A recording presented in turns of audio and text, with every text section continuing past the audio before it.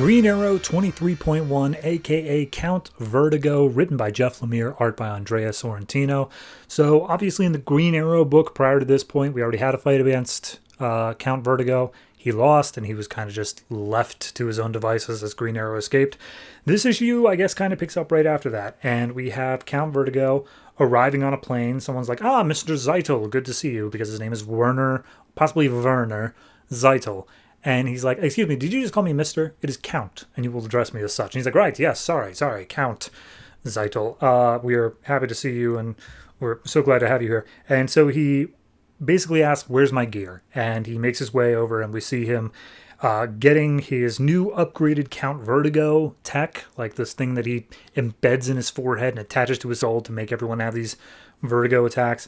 And it's established that the Count Zeitel is here in order to be at a fundraising donation thing for the Zeitel Foundation, but the reason the Count is here is for a totally different, separate reason. So they fly in on a helicopter to this abandoned building out in the middle of a field.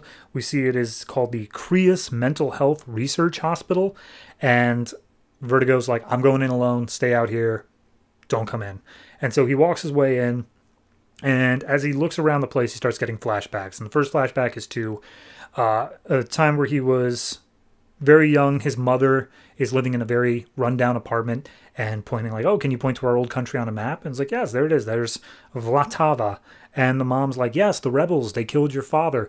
I wasn't allowed to die with them in a heroic display because I had to go and save you, you weak, pathetic little child.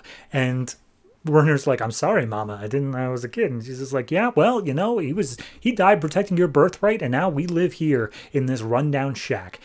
Thanks a lot, kid. And he's like, Mama, I'm sorry. And he's like, whatever, don't worry about it. I gotta go. I'm gonna be out late. I'll buy food in the morning, okay? Lock the door. So he also has this little teddy bear that he is super invested in and that he's carrying around everywhere. And so we see that he makes his way deeper in, and he has another flashback to his mom basically saying, hey, these men are from a hospital. They're going to take care of you. They're going to get you better. And he's like, but I'm not sick, Mom. I was like, no, you're not sick, but you're special, you're smart, and they're going to make you even better. So go with these men, and they're going to give us a lot of money, so we don't have to worry about that. Basically selling her son off to this mental hospital where they, of course, are experimenting on him. So we see him going through these experiments, and then he is getting older, growing up here, and he's in a room with a bunch of other teenage kids who are just mercilessly teasing him, prodding him, pointing out how his mother is a whore, and saying how, he's essentially just completely worthless. Also, I'm not sure if it's going to come up later, but they change, in order to hide him, I guess, or change his name to something more Americanized, they changed his name from Werner to Warren. I'm not sure why, because then they just immediately go back to calling him Werner. So the kids start playing with him. They steal his bear, and he gets so pissed off that he uses his vertigo implant tech that they have on him to basically kill all of the kids in the room. And so he gets in there. He finds his bear sitting on the ground. We see another flashback 7 years later of him talking to the doctor, and the doctor's like, so, yeah, how's it going? You feeling good? And he's like, yeah, no, I'm feeling great. Also, I've decided I'm going to leave. And the doctor's like, okay, well, you don't really get to decide that. That's kind of something we decide. And he's just like, why? I'm the one with the power. You can't do anything to stop me. And he starts using his tech to attack the doctor. The doctor reaches under his desk and presses a safety switch. But it turns out that Vertigo has already disabled it. And he's like, yeah, no, I snuck in the middle of the night. I'm leaving now. Goodbye. And so he makes this guy bleed out of his head. And the guy's like, why? Why are you doing this to us? We made you better. We made you smarter. And he's like, you made me a weapon. So at this point, he kills the guy and says, no one's going to use the weapon but me. So again, some time passes. We see it's 1 year later, and he's just a boy. He makes his way up towards his old ancestral castle. There's a bunch of rebels that are guarding it, and they tell him, get lost, kid. You don't belong here. And he's like, actually, that's my castle, and I am going to be going inside of it. This is my country. And so he uses a vertigo tech to take out all the rebels, and he makes his way into the castle. So finally, we're stuck in modern day here. He makes his way deep enough into the hospital that he comes across this man. I'm not sure that the man, oh, it's Edvin. And he's just like, oh, yeah, no, we found her. She was in a brothel out in like Colombia, but like we got her and we brought her here. And he walks Vertigo into the room, and sitting inside the room is his mother. And he's just like, "Oh, who are you? What are you doing?" And it's just like, "It's me. It's Werner. I'm here for you." And she's like, "Oh my God, Werner! They've been keeping me here. Like they've been keeping me all trapped, whatnot." And he's like, "Oh, Mom, you don't understand.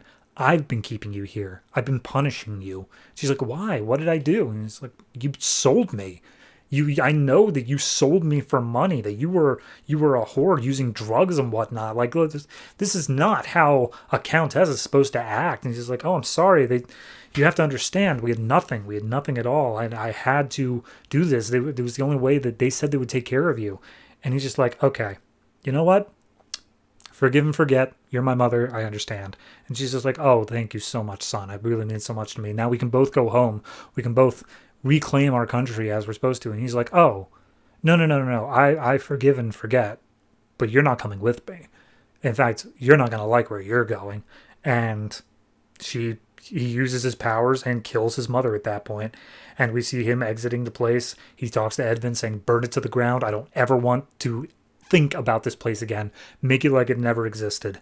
And as he makes his way back out to the helicopter, we see the building is burning, and he has left his now blood-stained bear inside to burn along with it. And he says, "Yep, all right, now to Seattle. I'm here to take on Green Arrow." So, damn, man, this is how you do a tie-in. This is how you do a little like event thing like this, because not only is it tying into the main story of what's going on in Green Arrow, but it's just so good. Like the art is great, how it manages to build up this villain as like far more deadly and heartless than he ever was in the original book. Like beautiful. Fantastic. This is a fantastic issue. For a villain that I think is kind of silly, this book does wonders with them. So I'm going to go ahead and say that this is probably, I mean, I can't say it's less than a 9. Like this is, if you need to point to someone like, "Hey, yes, it's the new 52 version, but like what makes Count Vertigo a decent villain?" Boom. This is a great backstory, a great origin story. Love it. So I'm going to give it the 9 straight up. I'm really enjoying it.